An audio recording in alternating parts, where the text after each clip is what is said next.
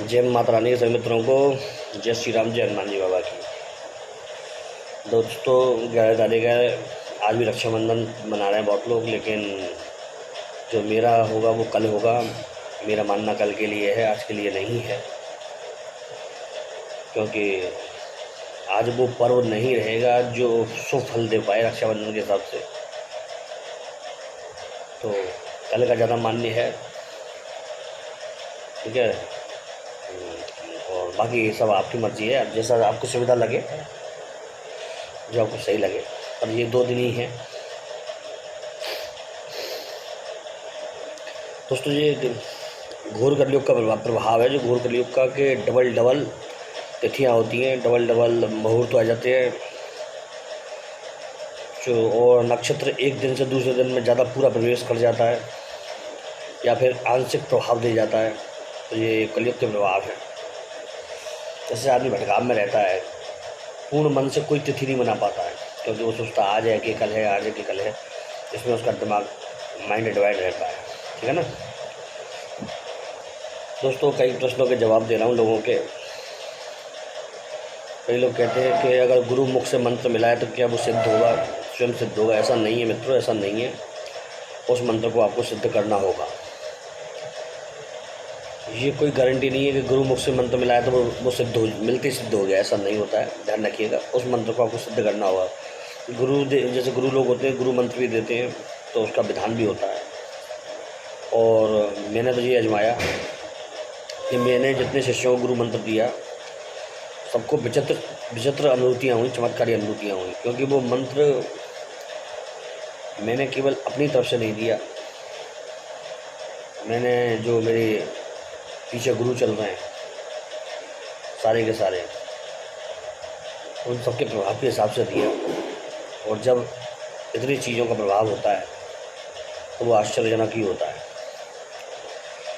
मैंने ये चीज़ गुरु पूर्णिमा पर भी नोट की कि कईयों के अंदर अच्छी शक्तियाँ और कईयों के अंदर नेगेटिव पावर थी।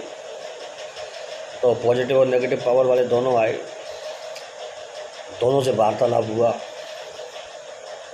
तो पॉजिटिव नेगेटिव पावर तो चलो भूल जाती है, वो परेशान हो जाती है, मतलब किसी अच्छे जानकार के पास जाने पर। लेकिन पॉजिटिव पावर वाले भी बोले, जैसे किसी में माता रानी की शक्ति का प्रभाव था वो बोले, जैसे बाबा की शक्ति का प्रभाव था, बटुक भैरव की शक्ति का प्रभाव था, वो बोले, सब बोले। तो जो मंत्रों का प्रभाव भी होता है, वो लोग इतने ज़्यादा मंत्र कर चुके हैं कि देवताओं को एक उनको कंपन देना होता है, प्रभाव दिखाना ही होता है। तो और 2-4 दिन पहले हमारे एक शिष्य हैं, उनके संग भी ऐसा ही हुआ। उसको यहाँ पूरा बताना उचित नहीं है। तो उनको हनुमान जी का साक्षात प्रभाव दिखा। और एक हैं, वो काफ़ी शरीर से जुड़े हुए हैं, उनको बटुक भैरव का। तो इसमें मैं मानता हूँ कि इसमें हमारा कोई इसमें रोल नहीं होता है। इसमें उनकी भक्ति होती है, उन्हीं की श्रद्धा होती है, और उन्हीं की जो मेहनत होती है वो करते हैं, जो 2-2, 3-3 घंटे बैठते हैं, वो होती है। मैं पहले इतना कर चुका हूँ, इतनी ज़्यादा चीज़ें कर चुका हूँ कि अब मुझे खुद बैठना व्यर्थ लगता है ज़्यादा। हाँ, इमरजेंसी में आपका कोई अनुष्ठान वगैरह है, उसमें बैठना होता है तो बात हाथ लगे। बाकी मैं अपने लिए उतना ही बैठता हूँ जितना ज़रूरत होती है। क्योंकि कहते हैं ना कि जब आदमी ज़्यादा चीज़ें कर लेता है तो उसका मन भर जाता है उस चीज़ से। तो मन तो नहीं भरा, लेकिन अब क्या है कि अब वो रह गई, अब वो चीज़ आ गई कि भटकना नहीं है। आप मुझे हज़ारों मंत्र दे दीजिए, आप मुझे लाखों मंत्र किताब ला करके दे दिए, बढ़िया से बढ़िया, ठीक है। मैं उसमें से एक मंत्र ही चुनूँगा केवल, न तो उसको लिखूँगा, न वो करूँगा, न उन सबको ध्यान करूँगा। केवल एक ही मंत्र चुनूँगा उसमें से, वो भी सौम्य होगा, अच्छा होगा और थोड़ा लंबा हो, कठिन होगा।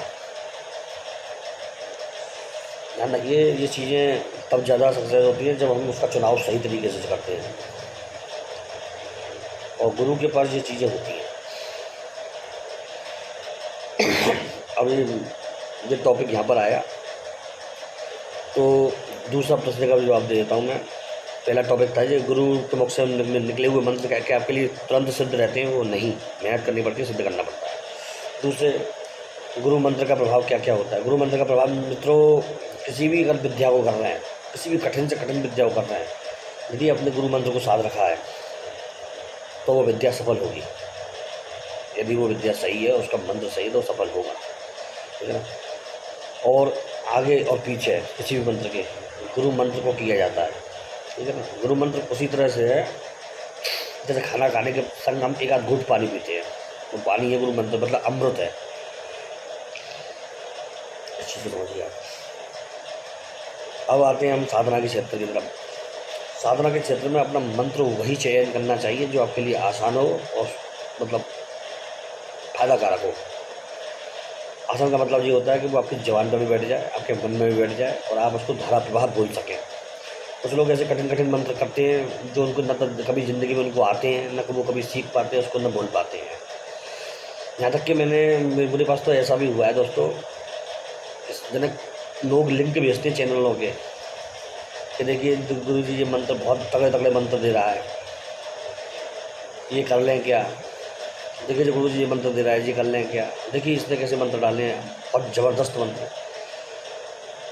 तब मैं उन चीज़ों को, उन लिंकों को चेक करता हूँ, वीडियो को उसको देखता हूँ, तो मुझे ये मालूम पड़ता है कि वो जो ऐसी चीज़ें डाल रहे हैं, सबकी तो नहीं कहूँगा, सब में तो बहुत सब आ जाएंगे, फिर विद्वान भी बैठे हुए हैं बहुत लोग, तो जो चीज़ें डाल रहे हैं ऐसी इतनी सारी चीज़ें डाल रहे हैं या फिर बहुत सारे उपाय अच्छा एकदम से लगातार डाल रहे हैं। तो उसमें एक मैंने पकड़ क्या बनाई कि उनको न तो वो मंत्र बोला जा रहा है, अब देखिएगा इस चीज़ को, न उनको उसका उच्चारण मालूम है, और जो हिसाब होता है ना उनके बोलने का वो उससे मालूम पड़ जाता है। और जैसे कि अब मैं आपको जी बताता हूँ, आपको एक मंत्र बता देता हूँ। ओम भगवत बाद मारनी स्वाहा, ठीक है। तो वो इस मंत्र बोलने के उच्चारण से मालूम पड़ जाता है, ओम बद बद बाग बादनी स्वाहा, ठीक है। ओम बद बद बागवानी स्वाहा। तो वो उसको पढ़ करके आपको बता रहे हैं किताब में से। इस समय मार्केट में तंत्र की क्षेत्र की हजारों बल्कि लाखों का समझ लीजिए किताब पड़ी हुई है और सारा का सारा अभ्रंश है। मेरे पास मेरे कई शिष्यों ने मुझे ज़बरदस्त मतलब पब्लिकेशन किताबें दी हैं, बढ़िया से बढ़िया मतलब लेखक की। उन सब में त्रुटियाँ पाई गई, क्योंकि इतना सारा लिख करके उसको जांच करना बहुत मुश्किल है। उसकी अगर जांच होगी तो लगातार एक के बाद एक लगातार हर मंत्र की जांच होगी। आपको मालूम है मैं अपनी किताब क्यों नहीं निकाल पा रहा हूँ? आपको एक चीज़ बताता हूँ। मेरी पूरे मंत्र लिखे हुए मेरे पास, चाहे उसमें साबर हो, बब्बर साबर हो, अढ़ैया हो, ढैया हो और वेदोक्त हो। और वेदोक्त में भी वो जो अब तक कमाल दिखा चुके हैं, जो चमत्कार दिखा चुके हैं, और तांत्रिक मंत्र हो, चाहे वो गोरख बाबा के जंजीरें वगैरह हो, सब तो वो सब मैंने एक उसमें कर रखे अपनी मेहनत से, समझ करके बिल्कुल सही करके, उनकी त्रुटियाँ हटा करके, गुरुओं से पूछ कर। कई मंत्र तो ऐसे जो किसी साधु सन्यासी ने मुझे दे दिए, वो बहुत जानकार थे, उनके चमत्कार देखे। कई ऐसे बाहर से आए उन्होंने दे दिए। तो वो मंत्र में इसीलिए नहीं, वो किताब में इसीलिए नहीं निकाल रहा हूँ कि वो चीज़ मुझे बिल्कुल एक्यूरेट करके डालनी है, उसमें एक त्रुटि नहीं रहनी चाहिए, ताकि उसका लाभ भी मिले और तत्काल लाभ मिले, और ऐसी नॉलेज हो जो बिल्कुल परफेक्ट हो, आपके बच्चे भी उस नॉलेज को समझ सकें सिंपल तरीके से, साधारण तरीके से, लेकिन बिल्कुल जो विधान है उसका रियल उसके साथ। तो इसीलिए डेल लग रही है मित्रों। बाकी निकालूंगा तो कीमत भी अच्छी रखूँगा उसकी, क्योंकि मेहनत बहुत है उसमें की है मैंने उसमें। और आप ये देख करके आश्चर्य रह जाएंगे, उस मंत्र को अगर आपने कहीं देखा भी होगा तो उसका विधान नहीं मिला होगा आपको, लेकिन मैं उसका बाकायदा पूरा विधान दूंगा आपको। वो मंत्र देखा होगा तो उसमें जो त्रुटियाँ होंगी उसको भी हटा दिया जाएगा, ठीक है ना। तो वो सब चीज़ें करके दी जाएंगी। तो वो मैं सोच रहा हूँ, अब देखते हैं साल के लास्ट तक निकल जाता का मैं बिल्कुल सही कर लेता हूँ, उसको संशोधन कर लेता हूँ उसमें बिल्कुल शुद्ध। तो दोस्तों मंत्रों में अब किसी ने एक प्रश्न किया था व्हाट्सएप पर कि मंत्रों में महामंत्र कौन सा है। तो दोस्तों, जो आपने सही जप लिया, जिस पे आपकी पूरी श्रद्धा है, वही महामंत्र है। और वो गायत्री भी हो सकता है, वो ओम नमः शिवाय हो सकता है, और वो ओम नमो नारायणाय, ओम नमो भगवते वासुदेवाय हो सकता है, ठीक है। और वो ओम राम रामाय नमः भी हो सकता है। लेकिन मतलब निर्विवाद रूप से जो मंत्र है, ब्राह्मणों के लिए गायत्री और शैवों के लिए ओम नमः शिवाय, और वैष्णवों के लिए ओम क्लीं कृष्णाय नमः, या फिर ओम नमो भगवते वासुदेवाय, ओम नमो नारायणाय। ठीक, श्री कृष्णम शरणम मम। और अपने जो गोरखपंथ में होते हैं, ओम नमो गोरखनाथाय, और ओम हूम नमो गोरखनाथाय, और ओम हूम फट गोरखनाथाय। ये मंत्र सदा चमत्कार दिखाते हैं इन लोगों के लिए। मैं कहीं गया था, छोटी उम्र थी, बहुत तगड़े विद्वान तांत्रिक थे जिनका भारतवर्ष में नाम मतलब डंका बजता था, जो कि नेट का युग नहीं था तब। किताबों में उनके कई लेख आ चुके थे। उनसे मुलाकात हुई, पापा के अच्छे मित्र थे वो, तो उनसे मुलाकात हुई। तो दोस्तों, मैं शुरू से ही मतलब बिल्कुल स्पष्ट बोलने वाला था, और बेटे कैसे आए हो, कि मुझे मंत्र चाहिए, ऐसा मंत्र जो बहुत पावरफुल हो, बहुत जल्दी सिद्ध हो जाए, और बहुत जल्दी चमत्कार दिखाए। सोचे, समझे? कुछ नहीं समझे ना? अब बताता हूँ। तो वो मंत्र था ओम नमः शिवाय। उन्होंने जो दिया मुझे, मैंने उनके सामने तो कुछ ना बोला, सब घर जाकर के सब पीट लिया अपना। मैंने कहा तेरा भला हो, खोदा पहाड़ और दिखली चुईया। मैंने कहा प्रभु कैसा मंत्र दिया है महाराज, ये मंत्र तो मैं दिन रात जब देखता ही रहता हूँ सब जगह। जहाँ मंदिर में जाओ वहीं ओम नमः शिवाय करते बैठे रहते हैं लोग बाकी। जिसमें क्या रहस्य है, क्या बड़ा मंत्र है, क्या महान मंत्र है, बड़ा दिक्कत आई। और दोस्तों, उससे पहले हनुमान चालीसा की हुई थी मैंने, बहुत तगड़ी वाली 108 हनुमान चालीसा रोज भजन माला किया हुआ था। हनुमान जी की जो विशिष्ट मंत्र हैं, ओम हम मतलब ओम फट ए हनुमान वाला, ओम नो वज्र का कोठा, और हम हनुमते नमः, बहुत मंत्र मैंने हनुमान जी के, पंचमुखी हनुमान किया हुआ था, सरस्वती जी के मंत्र, लक्ष्मी के मंत्र। तो भाई मुझे ये मंत्र बड़ा सिंपल लगा, पर दिमाग में एक बात आई, गुरु जब जो सिंपल मंत्र ये दिया है तो भाई एक बार करके देखना चाहिए। ओम नमः शिवाय सिंपल है, उन्होंने नमः शिवाय का कहा था मुझसे, ओम लगाने का मना कर दिया था। भैया वो पुरानी हवेली थी हमारी, 3 मंजिल का मकान था, और 25-30 कमरे थे हमारे उसमें, वो हमारा फर्ज का था। मैं बचपन की बात बता रहा हूँ। एक कमरा पूजा पाठ का ही रहता था, एक कमरे में मेरे पूरी पतंग भरी हुई पड़ी हुई थी, पूरा कमरा भरा हुआ, क्रिकेट का सामान, पतंग, सब चीज़ें, वेट लिफ्टिंग का सामान। तो वही कमरे में मैंने आसन लगा रखा था। अब गुरु रात में हम बैठ जाते हैं।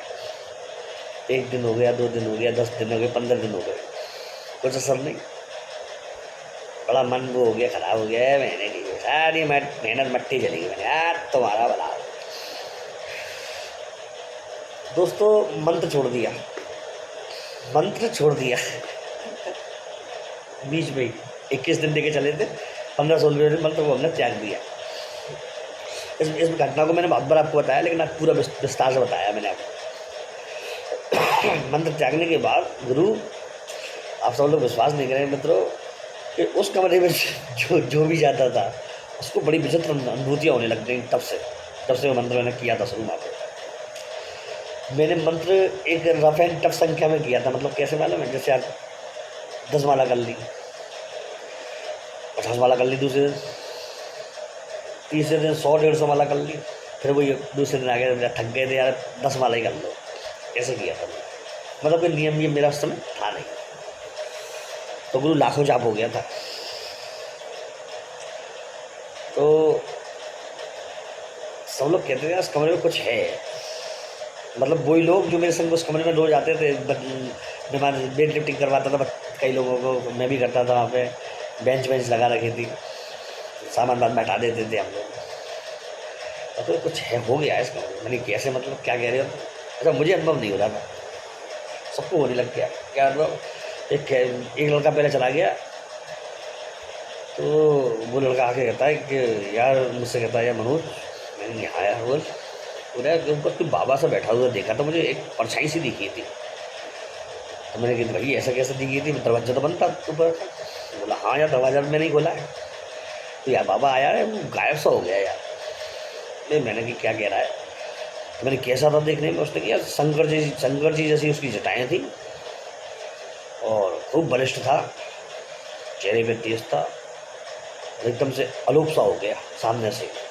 कमरे में बैठा हुआ था, तेरे आस जहाँ पूजा करता है उस आसन पे। मेरी कान खड़े हो गए। मैंने कहा अच्छा। फिर दोस्तों दूसरी घटना होती है कि कुछ रिश्तेदार आए हुए थे, तो बुआ वगैरह समझ लो, तो वो ऊपर गए, तो उन्होंने मुझे बुलाया। उन्होंने कहा कि अभी हम जब कमरे में घुसे थे, वो बता रहे थे, तो बड़ी तेज फूलों की खुशबू, इत्र की खुशबू, इतनी तेज कि बता नहीं सकते। और घुसने के 10-15 सेकंड बाद ही वो सारी की सारी खुशबू अपने आप गायब हो गई, जो कि होनी नहीं चाहिए थी इतनी तेज खुशबू कभी भी। मैंने कि मुझे तो नहीं आ रही भाई। बोले हमें सबको आई है। तो जी, इस तरह से बहुत विचित्र तरीके के अनुभव उसके बाद उस कमरे में होने लग गए,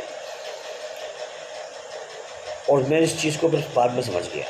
मैंने उनको बताया, उन्होंने कहा मंत्र तूने गलत छोड़ दिया, सिद्ध होते होते रह गया तेरा ओम नमः शिवाय। भले ही तूने अनमने मन से किया था, लेकिन तूने किया पूरी मेहनत से था। मैंने कहा हाँ जी, मैंने 150-200 माला तक रोज की थी, और जब मैं करता था तो बहुत मन से करता था, अन्यथा मैं छोड़ ही देता था माला को, भले ही एक करनी पड़े, मुझे एक ही करता था। जब मन होता था तो मैं 200-300 माला खींच देता था, 150-150 कर देता था। तो बोले इसीलिए कि तेरा सफल होने वाला था। दोस्तों उसके बाद में उसको साधना को उतना तो कंटिन्यू नहीं कर पाया, लेकिन मैंने उसका पूरा विधान करके छोड़ा। फिर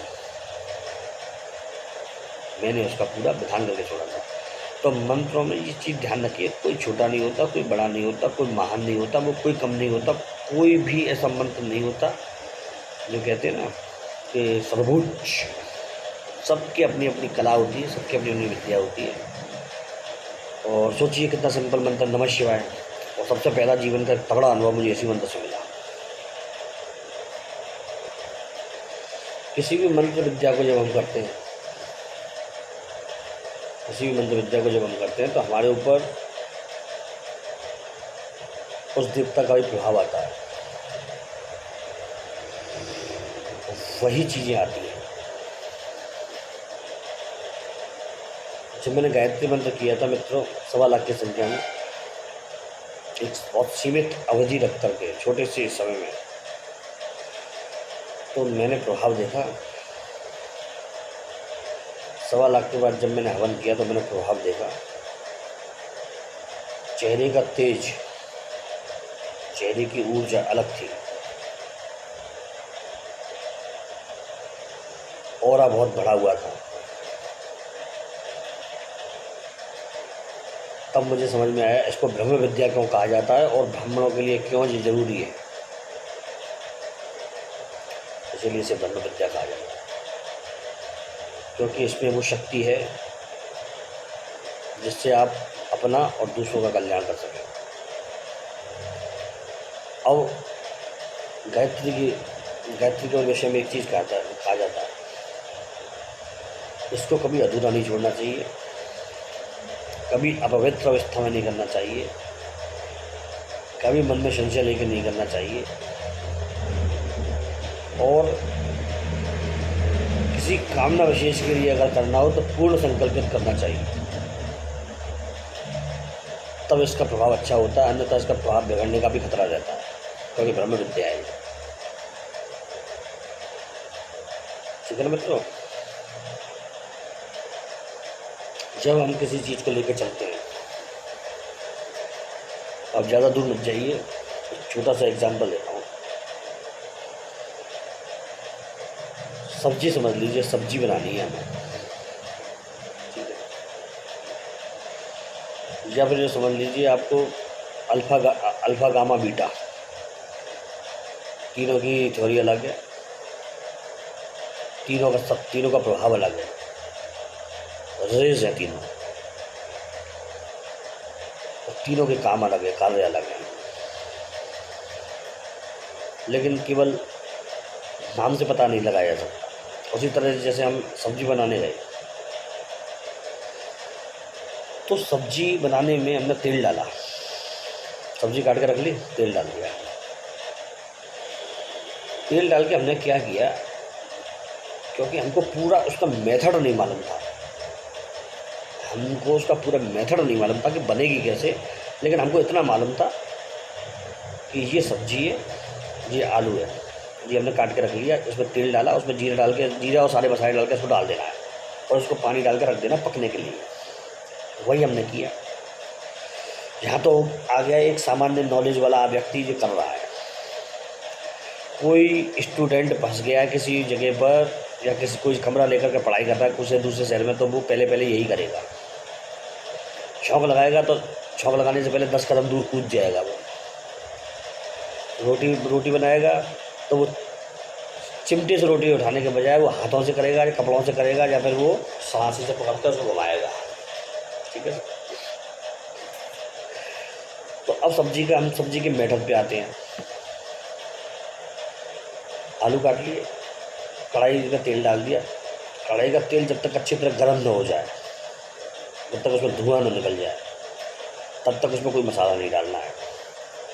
पहले मसाला डालेगा जीरा, उसके बाद डालेगी थोड़ी सी उसमें राई, यदि और कोई मसाला चाहते हैं तो आप वो डालेंगे उसमें उसके बाद डालेगी उसमें हींग, हल्दी इसमें कतई नहीं डलेगी। अभी इसको थोड़ा सा गर्म होने देंगे, भुनने देंगे।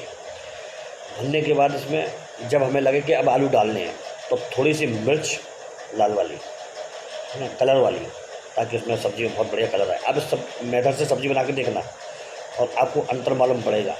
तेज पत्ता हो तो 2 तेज पत्ते उसमें डाल देने इस समय पर ही, कभी बाद में उसमें हल्दी और मिर्च दोनों मिला करके, और तुरंत डाल के, तुरंत ऊपर सब्ज़ी डाल करके, फिर उसको खूब अच्छी तरह से चलाना है। एक तरीका ये। इसके बाद नमक डालना है ना, और उसमें थोड़ा सा पानी डाल करके, थोड़ा सा उसको ढक्कन बंद करके, और ढक्कन के ऊपर एक्स्ट्रा पानी डाल करके उसको छोड़ देना है आपको। आपकी सब्ज़ी जल नहीं सकती, आपकी सब्ज़ी बिगड़ नहीं सकती, और आपकी सब्ज़ी में बाकायदा स्वाद आएगा। ठीक है, अब इसमें बाद में जब बिल्कुल पकने आ जाए, तो उसमें थोड़ी सी अमचूर की खटाई, थोड़ा गरम मसाला पहले अगर डालते हैं हम, जैसे हम डाल के वो करते हैं ना, तलते हैं उसको, मतलब उसको भूनते हैं उसको, तो उससे गरम मसाले का स्वाद खत्म हो जाता है। ध्यान रखिएगा, ये बहुत बेशक अच्छी बात बता रहा हूँ आपको। हलवाई लोग बनाते हैं ना, तो वो खाली उस समय का ही टेस्ट रहता है, लेकिन बाद में वो टेस्ट बिगड़ जाता है थोड़े समय बाद। भून के बढ़िया सब्ज़ी बनती है, जब जरूर स्वाद भी आता है, लेकिन जो फ़ायदा ये करेगी वो नहीं करेगी, क्योंकि उसमें मसाले एकदम कड़क हो जाते हैं, और मसाले की जो असली खुशबू होती है वो ऊपर से डालने पर बनने वाली हो सब्ज़ी, तो उसमें 2 मिनट पहले ऊपर से गर्म मसाला डालो, और जो आपको और मसाले डालने हैं जो भी डाल करके, और उसको ढक दो, और फिर थोड़ी देर बाद उसको बंद कर दो, बन गई सब्ज़ी। अब ये तरीके में पहले वाले में अंतर था। ठीक है सर, अंतर था ना, उसमें सारे मसाले, यदि आपने हल्दी पहले डाल दी तेल में, तो हल्दी जल जाएगी, काली पड़ जाएगी। नमक अगर आपने तेल में पहले डाल दिया जीरे के साथ, तो नमक उस सारी सब्ज़ी को बिगाड़ कर रख देगा, एकदम न तो पकने देगा, एकदम खारा कर देगा सब्ज़ी को, मतलब खारा, वो नमक ऐसा स्वाद बना देगा कड़वा सा। और हींग अगर पहले डाल दी, तो हींग तो इतनी बुरी हालत कर देगी, हींग जल करके कोयला बन जाएगी उसमें, और सारी सब्ज़ी को आपकी को रेड भी देगी। तो मतलब तरीका बहुत ज़रूरी है, पूर्ण तरीका मालूम होना चाहिए, तभी हम उस काम को करेंगे। अब आपको एक बहुत आपका दिमाग खाने के बाद, आपके दिमाग का बिल्कुल दही करने के बाद मैं आपको एक चीज़ बता रहा हूँ क्योंकि पक जाता है आदमी। मैंने देखा है ना, आजकल आदमी को ज्ञान नहीं चाहिए, आपको आदमी को ज्ञान नहीं चाहिए, आप आजकल आदमी को चाहिए मतलब उल्टी चीज़ें मतलब बताने वाला। मतलब कैसे, मैंने चैनलों को मेरे पास लिंक भेजते हैं लोग बात, देखो 1 मिनट में आपने ये किया तो करोड़ों करोड़ों रुपए मिलेंगे। कुछ चैनल बहुत चल रहे हैं इस तरह से, ठीक है? आपने बस ये मिट्टी में दबा दिया तो समझ लीजिए आप करोड़पति हो गए। आपने बस, आपको इस जगह पर, जगह नहीं बताएंगे, इस जगह पर टीका लगाया तो आपको माला माल होने से कोई नहीं रोक सकता है। वाह, इस सारी उपाय मैं करूँगा आगे भविष्य में। तो दोस्तों ध्यान रखना, मेहनत का कोई ऑल्टरनेटिव नहीं होता है, कोई उसका वो नहीं है, उसका रास्ता नहीं है दूसरा मेहनत के अलावा, ठीक है ना, आगे बढ़ने के लिए। अगर ऐसा ना होता तो मैं तो एक टीका लगाता, मैं करोड़पति बनता। एक मैं मतलब गुप्त क्रिया करता, मैं करोड़पति बनता। पीढ़े पर जाकर के उसकी 2 परिक्रमा लगा करके मैं करोड़पति बन सकता था, लेकिन बना नहीं।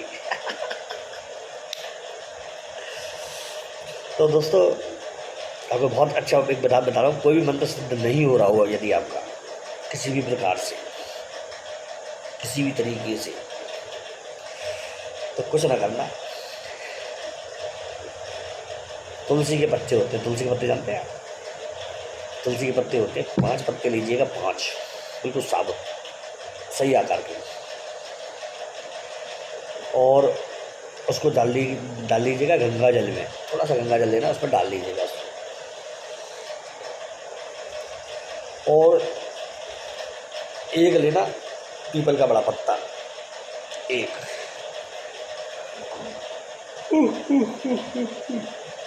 अगर केसर है तो केसर को उसमें गंगा जल में घोल करके एक शाही बनानी है आपको। और तुलसी की डंडी या अनार की डंडी, कलम, इनसे आपको वो मंत्र लिखना है पीपल के पत्ते पे, जो मंत्र आप सिद्ध करना चाहते हैं। मंत्र कम से कम 7 बार उस पर आ जाना चाहिए, है ना? 7 बार नहीं आ पाता तो 5 बार आ जाना चाहिए।